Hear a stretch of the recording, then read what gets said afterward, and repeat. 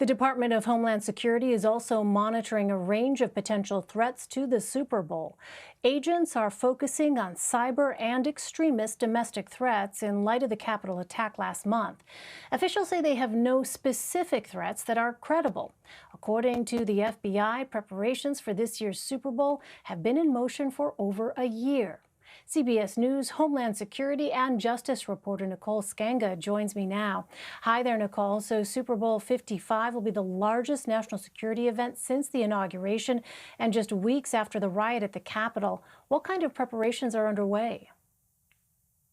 Well, there are approximately 70 local, state, and federal agencies that are going to be working in coordination on the ground, Elaine, and you mentioned it. They started about 18 months ago. You mentioned the Capitol riots.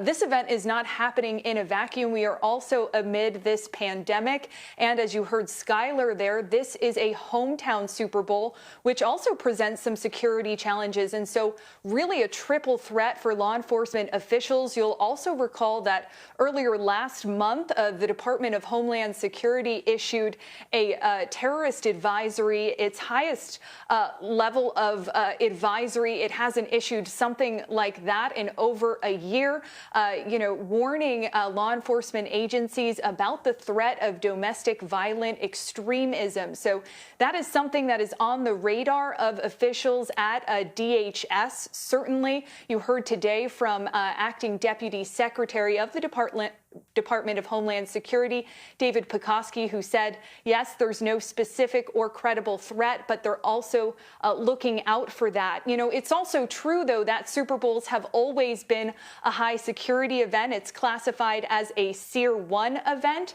And so that means we're going to see the highest level of federal resources on the ground. We're going to see Custom and Border Protection on Blackhawks. We're going to see some of those low-flying helicopters from the Department of Energy that they put out to measure for any radiological anomalies or threats, something called the Aerial Measuring System, in addition to hundreds of law enforcement officers who will be on the ground, on foot, with canine units, in golf carts, on horseback, you name it. I want to play for you part of this interview I did earlier with Special Agent in charge of Homeland Security investigations in Tampa, Kevin Sibley, who describes the security environment.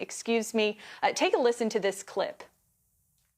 I think that, recent events around the country, obviously with the election, certainly cause us extra concern, and we're paying extra attention to, online potential threats.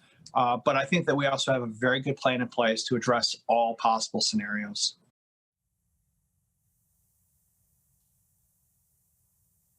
So there you heard Elaine from Kevin Sibley, a special agent in charge. He feels confident, but again, certainly a heightened awareness among law enforcement officials we speak with. Yeah, it certainly sounds that way. Well, the NFL and Department of Homeland Security stress that Super Bowl security planning has been underway for 18 months, as you said. What are the biggest challenges typically associated with this event?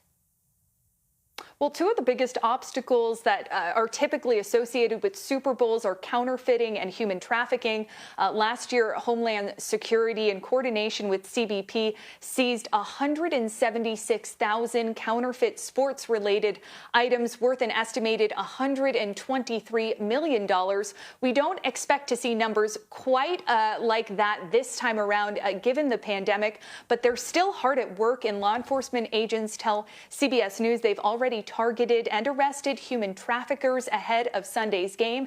They have several ongoing investigations into possible sexual exploitation. One other challenge, online threats, determining what is just chatter online and what could be something more, as we see some of these social media companies crack down on hate speech online.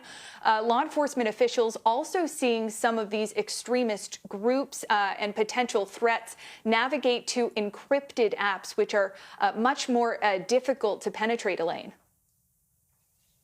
Oh, well, Nicole, let's turn to Washington for a moment. Today is Secretary Mayorkas's first day on the job at the helm of the Department of Homeland Security. We know that this is an agency that has faced accusations of politicization as well as leadership vacancies over the past few years. What are the Secretary's first priorities?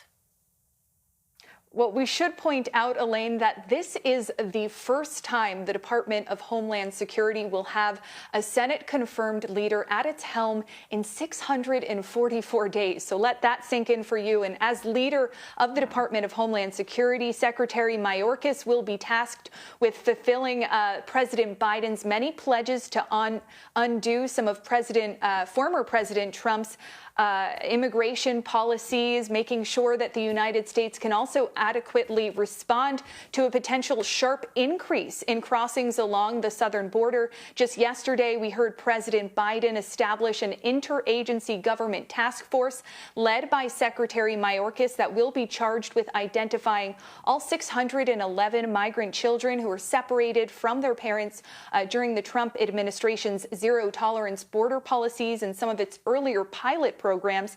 In addition to that, Secretary Mayorkas is going to be expected to tackle the rise of domestic terrorism, some of these anti-government militia groups we've been speaking about, and possible domestic threats. There will also be pressure to confront December's unprecedented SolarWinds cyber breach. Questions still remaining about the full scope of that data breach that impacted so many federal agencies and Fortune 500 companies, Elaine, as investigators continue to uncover new details of the suspected Russian operation and are still looking for existing vulnerabilities to that software. And Nicole, on the Capitol attack, according to Reuters, the Department of Justice is considering the use of RICO law, as it's known, to charge defendants involved in the Capitol attack. What would that mean for those facing charges? Well, the RICO law was established to help prosecutors convict mafia leaders back in the day who ordered other people to commit those crimes. In this case, the Justice Department would have to greenlight this measure. And so when prosecutors present a legal theory, if they do try to pursue this avenue, Elaine, they'll have to account for specific elements that must be present in RICO cases. So, for example, they have to show a pattern of related racketeering crimes and a threat of continuing criminal conduct. We've seen some of these racketeering crimes pop up in some of the charges presented, especially against those members of the Proud Boys, members of the Oath Keepers, those that disrupted government proceedings in session as lawmakers on Capitol Hill were meant to certify the results of the election. Prosecutors would also have to prove that these extremist groups qualify as a criminal enterprise. So these are very complicated sort of cases. They often take years to prosecute, and we'll see if this is in fact, the path, the avenue that the Department of Justice and its prosecutors choose to take. All right, Nicole Sganga for us. Nicole, always great to have you. Thank you.